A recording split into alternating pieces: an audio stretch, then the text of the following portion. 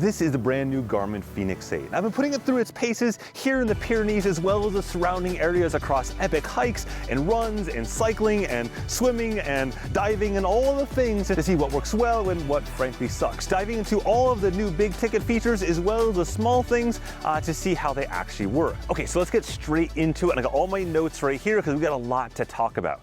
The very first thing is that the Epix is dead, well at least in name anyways. That's because the Epix and the Fenix are now under one branding called Fenix. Simply put, if you had a Fenix before, it is now called Fenix 8 Solar, and if you had an Epix before, it is now just called Fenix 8. In other words, the default for Fenix is an AMOLED display. That makes tons of sense because the Fenix and the Epix always share the same software. Many people didn't realize that. It was just simply a display and battery difference. That was the only thing. They were otherwise identical underneath the covers. And of course, if you're not familiar, AMOLED displays are far more brilliant, but generally have slightly shorter battery life versus a MIP-based display isn't necessarily as brilliant, but has longer battery life. Now let's dive into all the models, basically all the different options you have. Again, you have basically an AMOLED option or a MIP-based option, unless you have a small wrist, in which case that MIP-based display option is gone. Something my wife is not at all very happy about because she's always loved the smaller, basically Fenix S series, like the Fenix 7S, Fenix 7S Pro, etc.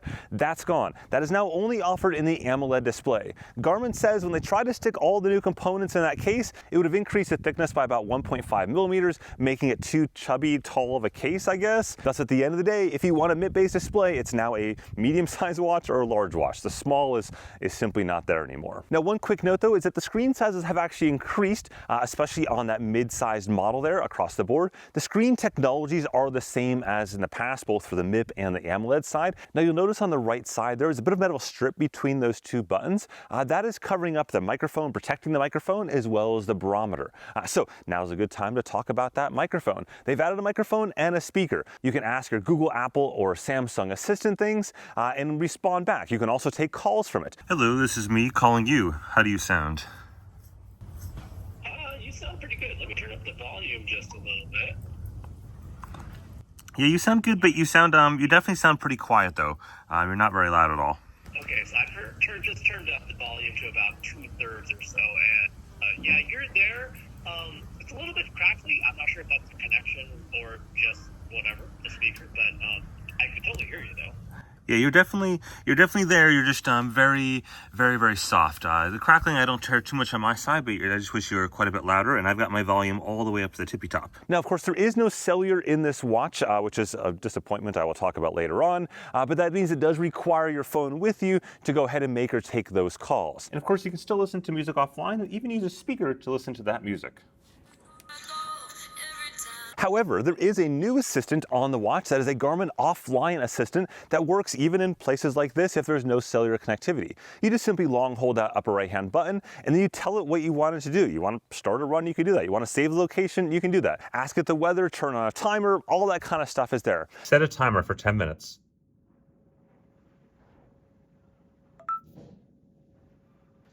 Show me the timer.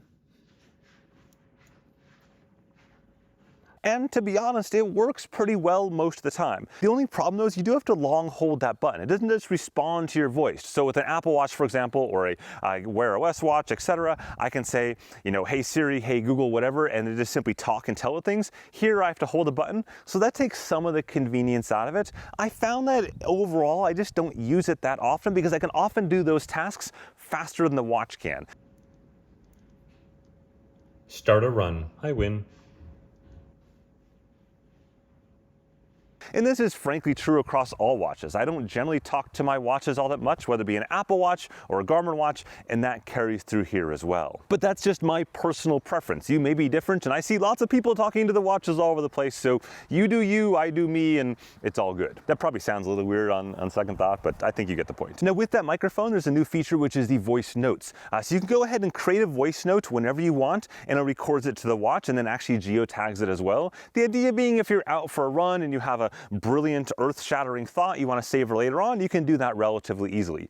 The only downside is as of right now, there's no easy way to get those notes outside of the watch, like they don't sync to your phone.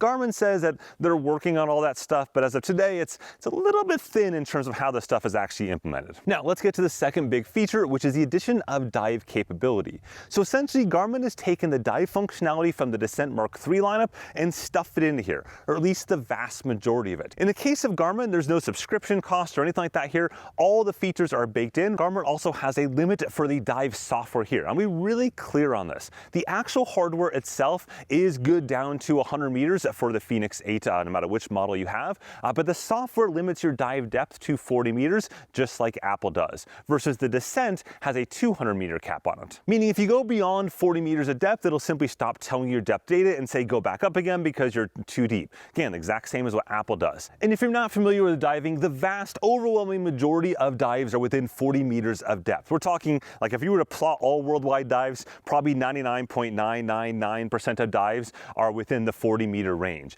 Now, certainly people dive beyond that depth, and that's why Garmin has their higher end units. That said, the overwhelming chunk of those features from the Descent are on this watch, but it does have things like free diving and snorkeling, etc. Now, using this on a couple different dives side by side with the Descent Mark III, they're virtually identical. Of course, my dives were within the 40 meter threshold there. The way it works is once you've pinned the dive activity to one of your favorites, which we'll get to in just a second, it'll automatically start the dive when you get to below 4 feet of depth. It just triggers it, just like Apple and other companies do. And then when you surface again, it'll end the dive automatically after 5 minutes. So it's all pretty straightforward. When you're underwater, you can change data pages. You can see all the dive information right there. Again, all the same dive stuff you'd expect from any dive computer out there. It's just all here on the Fenix 8 instead. And of course, just like every company out there, they always recommend you have a secondary depth gauge or dive computer. That doesn't matter whether you're buying the Descent Mark III or you're buying this watch or anything else. That's just like a simple safety scuba thing that you do in case one piece of equipment dies. Here's a quick chart comparing all those features. This chart is from Garmin, so take that for what you want. I don't see any obvious errors in it on both their products or on the Apple comparison there. And it is true. In the case of the Apple Watch, you do need a subscription to the Oceanic app. So there is that element from a cost standpoint that isn't there on the Garmin side. Now, if you're interested in a deeper dive look at some of these watches and how they compare across the board, the Suunto Ocean, the Apple Watch Ultra, Fenix 8, and the Descent Mark III, as well as the tank pods for the respective things, definitely hit the subscribe button because there's more to come in this realm. Now, another hardware change made to support the diving I just talked about is new leak-proof buttons. Essentially, in the past with Garmin's watches, they're non-diving watches anyways, when you pressed a button, it pressed something internal to the case itself, and there was a waterproof seal there to ensure that the water didn't get in. And by and large, that worked just fine. But here they have new, quote, leak-proof buttons is what they call them, which means that there is no hole from the button into the case itself. Instead, when the button is pressed, it basically has an induction connection there, and that is what triggers the button pressing, if you will, inside the case. So the case is completely sealed. Now, the reason why I mention this is that it does feel a little bit different. Not in a bad way, not in a better way, just in a different way. And I found it took like a day or two to kind of get used to that different button press. I am totally good with it. It is not bad. It is simply different. Next, let's go back to the Fenix 8 Solar Edition because there's some notable changes there around the solar panel and how that works. In the past, for all of Garmin's solar devices, there's basically two solar panels, one around the outside of the display and then one covering the display itself. When they put that solar panel across the display, it does reduce some of the visibility of the display. Not a lot, but enough that you do tend to notice it.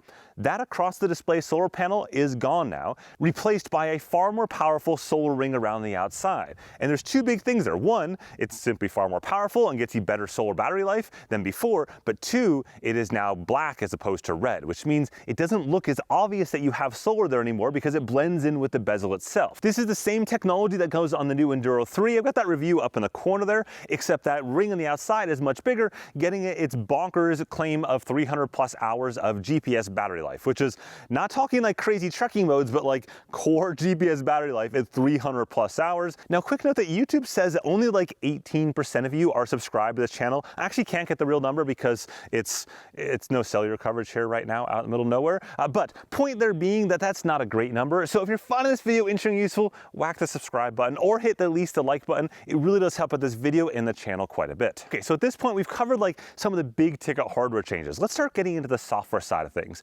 And by far, the biggest change here is the user interface. This is a completely revamped user interface across the board. Some elements will seem very similar to the past and some are totally different. Garmin says that their goal here is to stop the craziness they've had in the past of every single watch line gets a new user interface. They aren't committing to this being the only user interface for every single watch, but they're like, this is the general gist of things going forward. So just to give you a very quick tour of the new user interface, this is one of the new watch faces that you have more customization over. Going down from that, you have the widget glances just like in the past. The difference though is that you'll see there's just some minor changes in kind of the styling and stuff like that.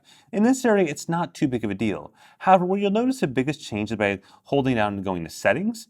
And you'll see here things are much more consolidated. You got the watch face, clock's history, etc. But once you get into the watch settings, all these have been kind of rearranged so that the most important ones are towards the top, the most used ones towards the top, if you will. And then within that, kind of things are moved between different buckets to make them more logical. And I think in general, they've done a good job in the settings here in being more logical, especially if you're a newer user to the Garmin ecosystem. And as you go down the list here, these are the lesser used ones, the lesser used features for settings. So you might use music a lot, but this is actually the music settings.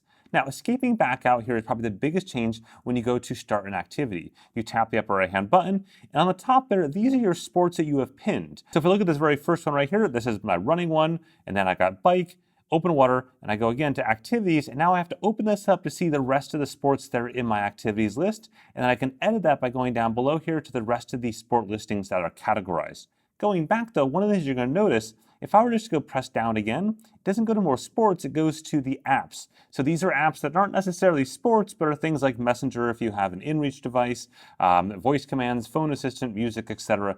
These are all listed here under apps, as well as other apps that you might have from the Connect IQ store. So back up at the top there, I could select the run if I wanted to, and you're going to see the new basically dashboard for the actual sport profiles themselves. This upper part looks familiar probably to you, and I can just simply press the upper right-hand button to start, but if I were to go down, you'll see these are all the settings for this particular sport mode. Very similar in a lot of ways to what Suunto's done in terms of settings down below there. And you can see all the settings for either this activity or the watch itself, or things to load up a course, for example, structured workouts. Here's the daily suggested workout for me for today. I can just simply press the start button though instead, and this will start that particular workout. Now what you're going to notice, there's basically 3 different lanes along the bottom there. So if I was to swipe to the right, I need to unlock first because I have touchscreen on. There we go. This middle lane, if I go down, these are my normal data pages for run. Kind of the stock data pages, no big deal right there. I can swipe to the right though and access music. You can see those 3 lanes at the bottom there. And I can swipe back. These are my normal data pages. And swipe one more time here. And this brings me back to the settings, or it also brings me to a navigation pane if I have a course loaded. So let's go midway through my hike to see what it looks like when I have one of my courses loaded. So this is my main data pages right here. I can swipe down through them. These are all the ones you would normally set on any other Garmin up until now. And you can still set them here as well. So you can see I've got my Climb Pro page there.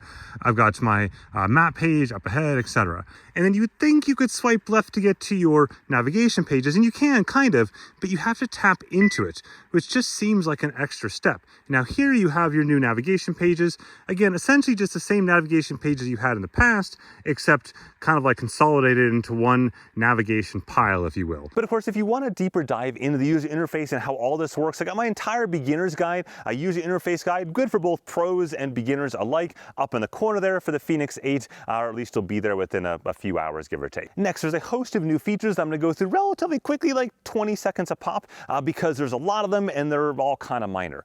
First one is that there's a new touch unlock option where you can swipe down to temporarily unlock touch on anything at any time.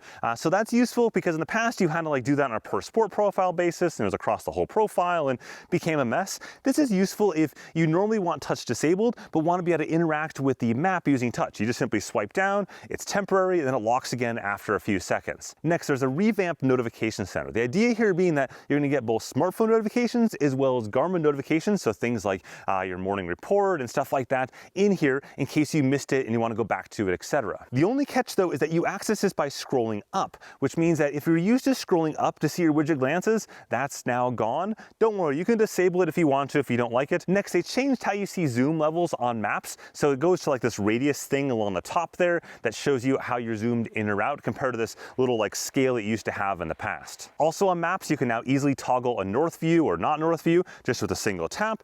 There's also the ability to change map layers now very quickly. So you can change layers to things like bird's eye imagery, but also turning off a slew of other map features just really quickly from the menu, toggling them on and off as you see fit. Of course, there are many other UI tweaks and stuff like that, but those are some of the bigger ticket ones.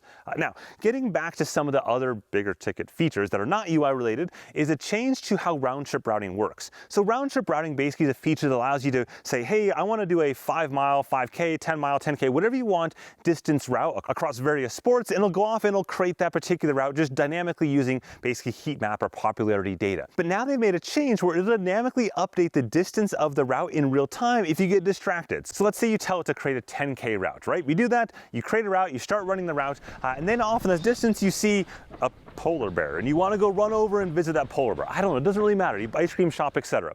You go visit the polar bear, at which point you're now 300 meters off course. Now it'll dynamically update the distance and the route to get you back to 10K. So you're not doing 10.6K, you're still doing 10K. The idea here being that you can explore a bit more while you're using this round trip routing feature, because the feature generally designed for exploring, and then you can kind of just meander as you see fit and dynamically change to go ahead and accomplish that 10K that you initially wanted.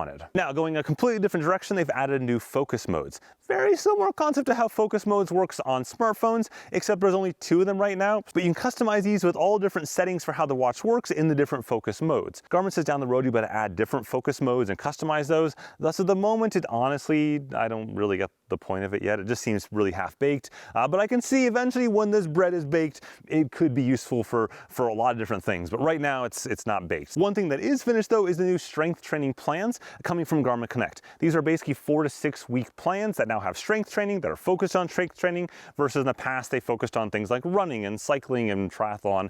Strength training is just another one of those plans that you can do. Okay, now before we talk about pricing, because we're gonna have a whole talk about that, let's talk about performance, starting off with the battery, then GPS and heart rate. So starting off on the battery side of things with the basic smartwatch mode. In this scenario, I was getting basically 6 or so days in an always on display configuration with all the things basically enabled. So nothing turned off, doing 1 to 2 hours of GPS activities per day. So that checked off that, very similar to what I've had in the Epix in the past, again, for the AMOLED version. So then if we look at battery life during a workout, here is the 10-hour activity, basically where I had it set up with navigation enabled, so I was following a route the entire time. I had always on display setting, I had basically sat IQ or auto, so it switches back and forth between multi-band and GPS. So in other words, all of the things were enabled, and I primarily stayed on data screens that were text-based, so mostly Climb Pro or waypoints and stuff like that.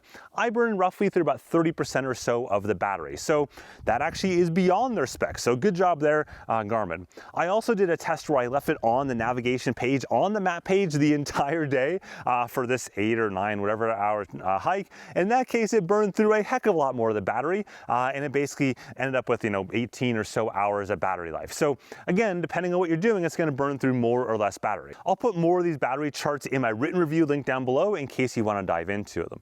Speaking of charts, let's go back to the computer for a bunch of GPS accuracy stuff and heart rate stuff before we come back out here for all of the money talk. Okay, so looking at some of the GPS accuracy tests, in this seaside town, I really want to go back and forth up and down these tight streets, and you can see it's spot on here. So going in, again, really, really good. This is the same test I do for every single one of my devices, back and forth these 20, 30-story buildings. No problems here, pretty much on point there. On this coastline route where we're cycling along these cliffs with tunnels and things like that, all the devices were exactly the same. Going into the mountains here, I have the Enduro 3 set for GPS only, which saves a bunch of battery life but has lesser accuracy. I'm doing that for a separate test, so just ignore that for right now. Instead, look at the GPS tracks compared to the Epix Pro with Sat IQ, and they're the same. Even in this section right here where we're right under this whole cliff line that's towering above us, and it is spot on. As we get into kind of this open area and this huge hailstorm and thunderstorm, the tracks are virtually identical across the board.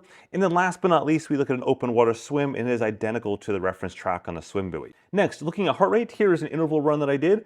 So starting off relatively steady state, there's a big hill involved. You can see that big kind of bump right there. And then I do a bunch of really hard intervals, one after another, and it's spot on with the chest strap. Here's another interval workout, also running outside as well. Again, spot on with the chest strap. Here is a cycling ride, a road ride, so a road bike ride on that coastal road I mentioned a minute ago. A couple minor errors here for a couple seconds here and there, where Apple didn't do it, but Garmin did have some errors. But that flip-flops on this gravel ride the next day, where Apple had the errors and Garmin didn't. But overall, both of these plots are actually pretty darn good from an accuracy standpoint while cycling, since that's one of the more challenging things for optical heart rate sensors.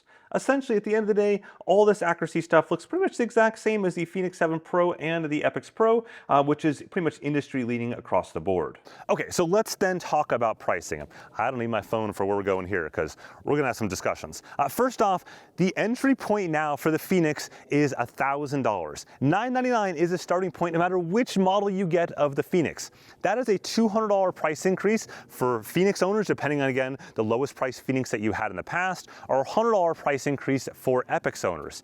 And I'm struggling with that for a number of reasons. First off, if we look at what you got out of this, essentially you got 2 hardware updates and a whole slate of user interface tweaks. That is it. There aren't any big ticket software only features here. On the hardware side, you got dive mode, obviously, but the vast majority of you are not divers. I appreciate that as a diver, that this is a new feature that I will use sparingly, but the vast majority of you are not divers and you're probably never gonna use that. The second feature is the microphone and speaker, which again, as I mentioned earlier on, I don't ever use, and I bet a lot of people don't actually use it enough to spend $200 extra for it. And then beyond that, the vast majority are just user interface tweaks. Some of them that I do appreciate and some of them that I don't appreciate. And ultimately, the big ticket thing that everyone has been asking for, cellular connectivity in this watch, even for like a safety standpoint in the same way they do it for the Forerunner 945 LTE, isn't here. And to me, that's where I'm a bit conflicted. As a watch, if I set aside price and pretend I don't understand the price, great, it's a great watch. I'm happy with like how it performs out here. It's been doing great. How it performs for diving and accuracy and all the other things. Good job. Like, I don't have any problems from a technical standpoint and how this watch is achieved. I just think that they overshot on the price relative to the new features we got out of this. It just, those two are not aligned in my mind. But again, that's just my opinion and maybe you differ. I don't really know. Ultimately though, it is a great watch if you're willing to spend $1,000 for it. I have no complaints about it whatsoever in that respect. And thus, that's all I've got. As always, if you found this video interesting or useful, go ahead and whack the like or subscribe button. I really do appreciate it. And don't forget to check out the other videos that I've dropped today, including the Enduro 3 and the user interface guide in the next some number of hours, as well as the Fenix E in the next some number of hours as well. Thanks again for watching and have a good one.